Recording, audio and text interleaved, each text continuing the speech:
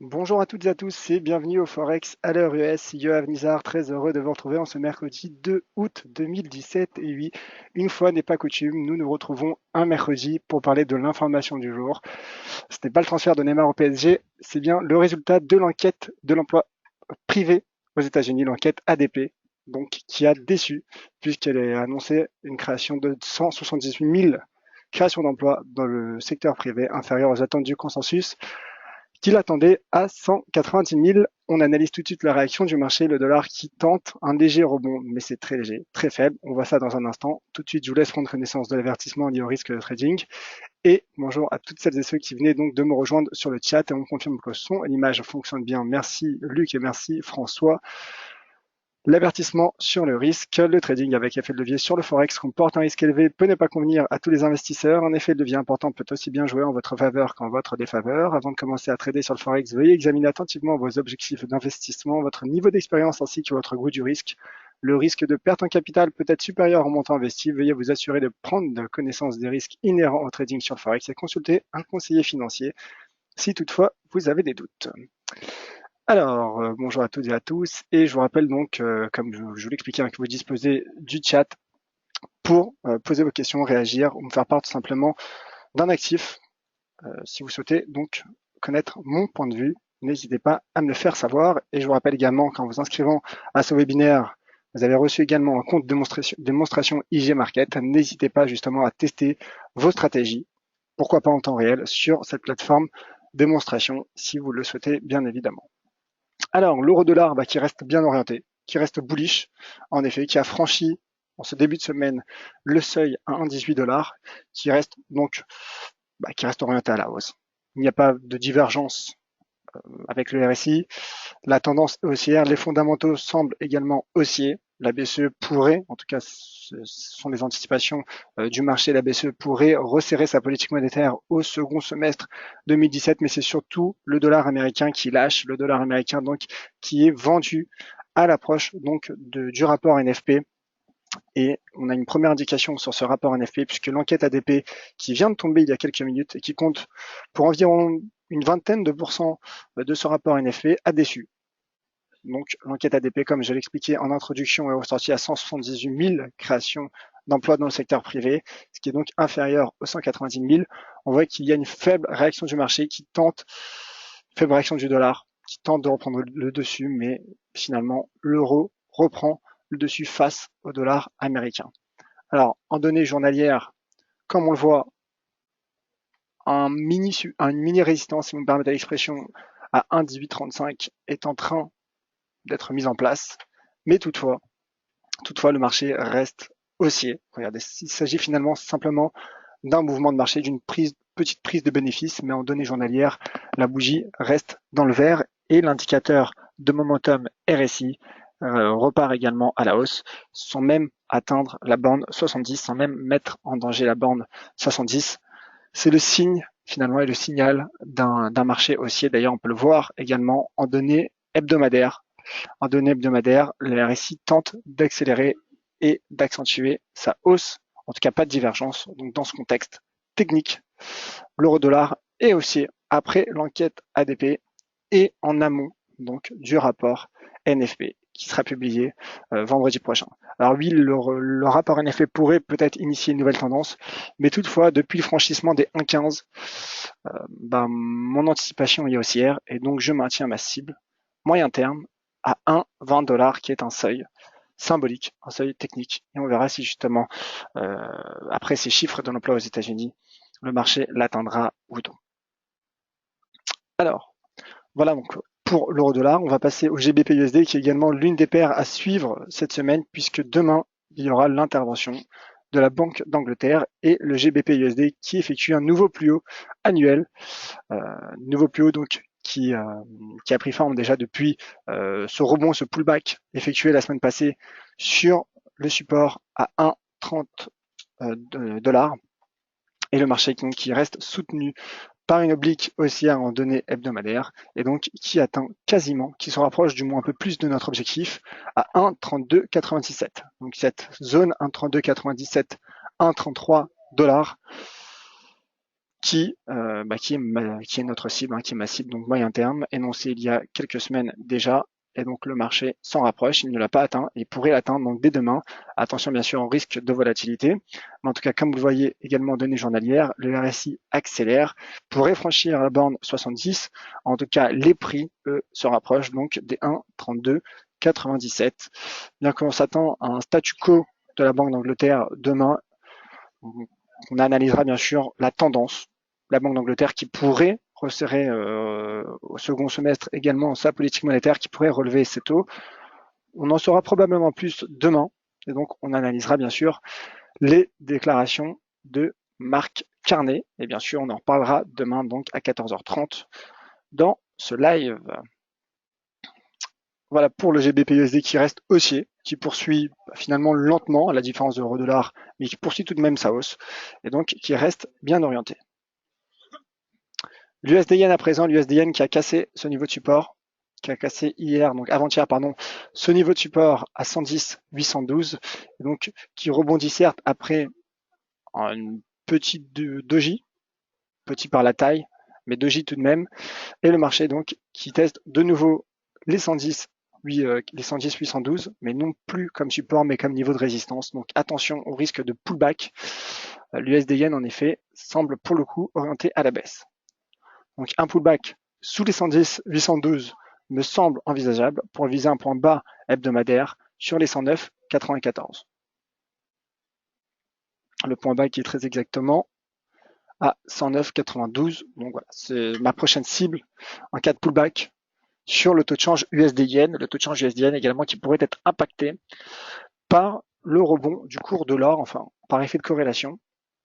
Donc en parallèle sur le cours de l'once d'or qui certes effectue un repli technique aux allures également de drapeau descendant qui est une figure de continuation haussière, sous d'ailleurs cette oblique haussière formée depuis la séance du 15 décembre dernier. Le marché et le cours de l'once d'or certes se replient effectuant un repli technique, mais je maintiens sur le cours de l'once d'or ma cible à 1295, 1300 dollars. Donc cette zone 1295, 1300 dollars l'once d'or.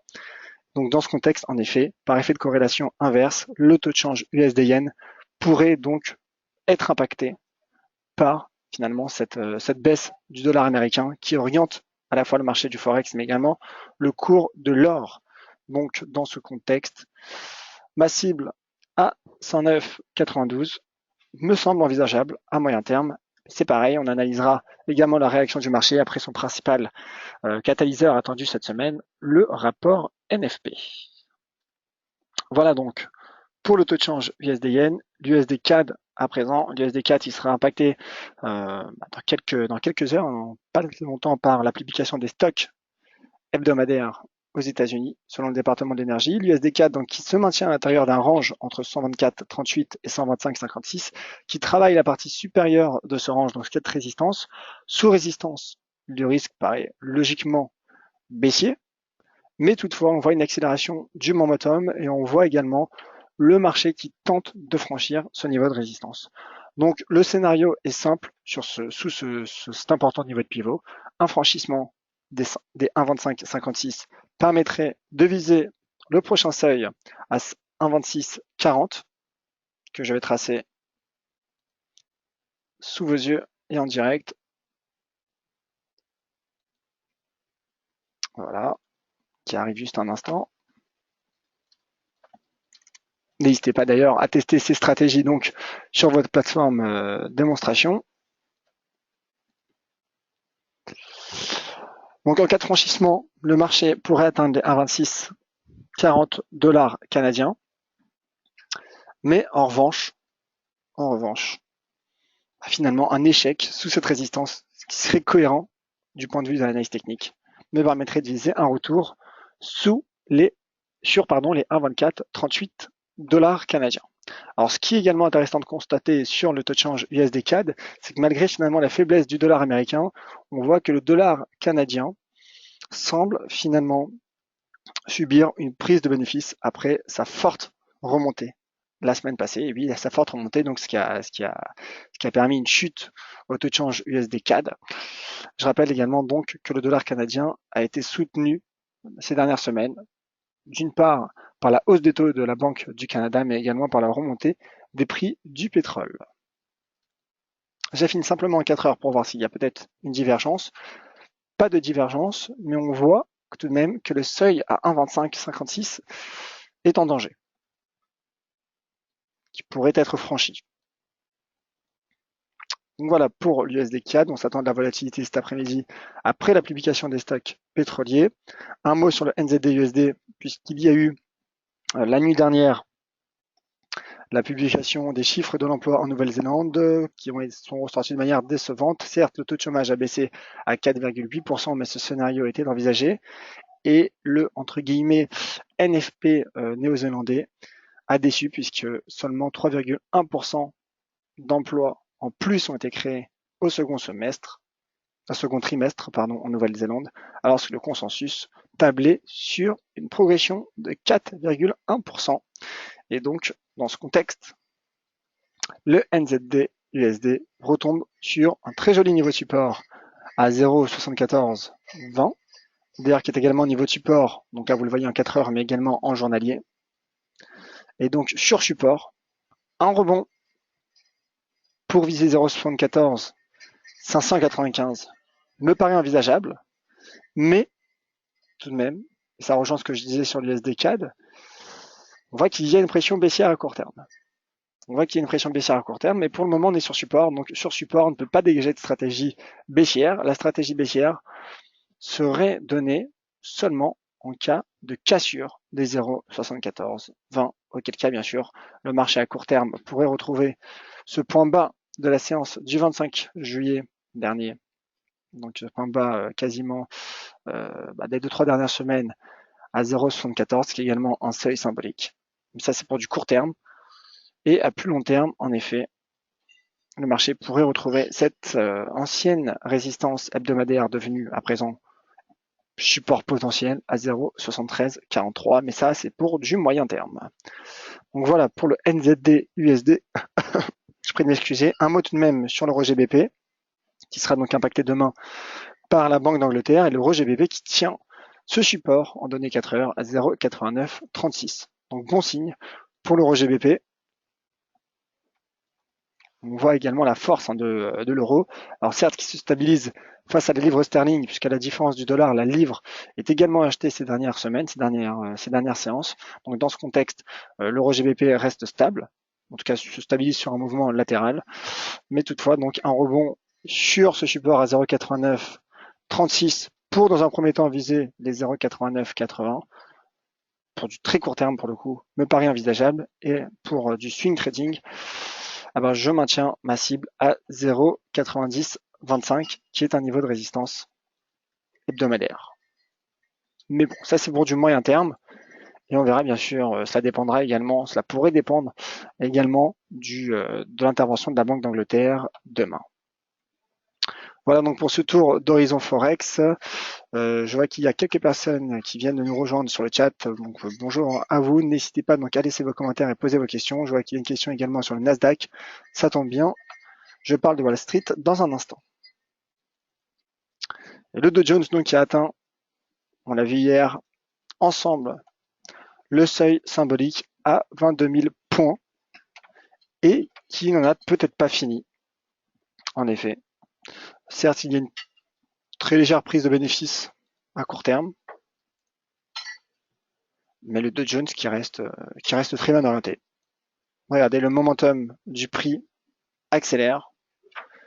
L'indicateur RSI s'écarte un peu plus de la bande 70. Donc, en effet, le Dow Jones est haussier.